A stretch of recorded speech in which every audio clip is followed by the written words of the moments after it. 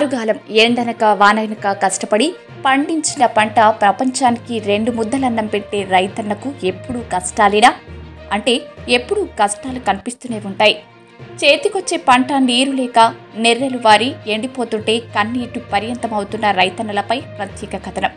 సిద్దిపేట జిల్లా దుబ్బాక నియోజకవర్గంలో మల్లన్న సాగర్ ప్రాజెక్టు నిర్మాణం ఏర్పడిన నుండి అప్పటి కేసీఆర్ ప్రభుత్వం కాలువల ద్వారా నీటిని విడుదల చేయడంతో నియోజకవర్గంలో వరి ధాన్యాన్ని పండించడంలో జిల్లాలోని మొదటి స్థానంలో దుబ్బాక నియోజకవర్గం ఉంది.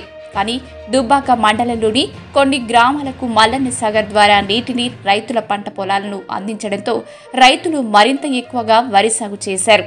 అయితే ఈ మధ్య కాలంలో ప్రభుత్వం మారింది, కానీ మల్లన్న సాగర్ కాల్వ పనులు మాత్రం పూర్తి కాకపోవడంతో రైతులు వేసిన పంట ఎండిపోయి పగుళ్లు కనిపిస్తున్నాయి.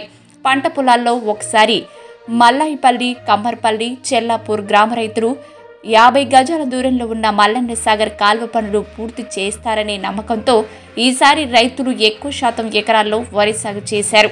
కానీ అధికారులు కాలువను పూర్తి చేయలేకపోయారు. అంతేకాకుండా భూగర్భ జలాలు కూడా అడుగంటిపోయాయి. దీంతో రైతులు వేసిన పంట కళ్ల ముందే ఎండిపోతుంటే కొంగు మొక్కాన పెట్టుకుని ఏడ్చే పరిస్థితి దాపురించింది.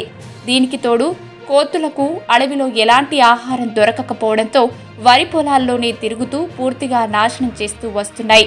ఎటు చూసినా రైతులకు కష్టాలే తప్ప ఇంకేం కనిపించడం లేదు.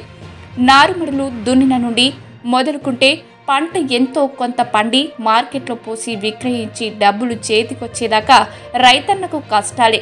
ఎన్ని ప్రభుత్వాలు మారినా రైతుల కష్టాలు మారవా అన్నది ఈ రైతుల పరిస్థితి. ఈ సందర్భంగా రైతులు మాట్లాడుతూ ఈసారి మల్లన్న సాగర్ ద్వారా నీరు వస్తుందన్న నమ్మకంతోనే ఎక్కువ శాతం వరి సాగు చేశామన్నారు. కానీ 50 మీటర్ల మల్లన్న సాగర్ కాలువను పూర్తి చేయకపోవడంతోనే వందల ఎకరాల్లో పంట నష్టపోతున్నామని అన్నారు.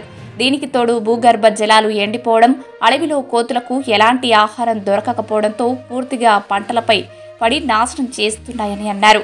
వరి పంటలు ఎండిపోతున్నాయని ప్రభుత్వానికి మొరపెట్టుకుని తమ వ్యవసాయ పొలాల వద్ద నిరసన కూడా తెలిపామని అన్నారు.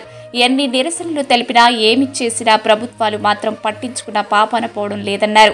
వరి పంట ఏపుగా పెరిగి గింజలు పాలు పోసుకునే సమయంలోనే వరికి నీరందక రైతన్నలను మదనాని అన్నారు. ఎండిపోయిన వరి పంట గొర్రెలు పాలవుతోంది. ప్రభుత్వం ప్రత్యామ్నాయంగా వ్యవసాయ శాఖ అధికారులను పంట ఎక్కడైతే ఎండిపోయిందో అక్కడికి పంపించి సర్వే చేయించి రైతులకు న్యాయం చేయాలని అన్నారు. లేని ఎడల తెచ్చిన అప్పులు తీరక పురుగుల మందే పెరగనల్లా తిని చావాల్సిన పరిస్థితి వస్తుందని అన్నారు. ఇప్పటికైనా ప్రభుత్వం స్పందించి రైతులను ఆదుకోవాలని కోరుతున్నామని అన్నారు.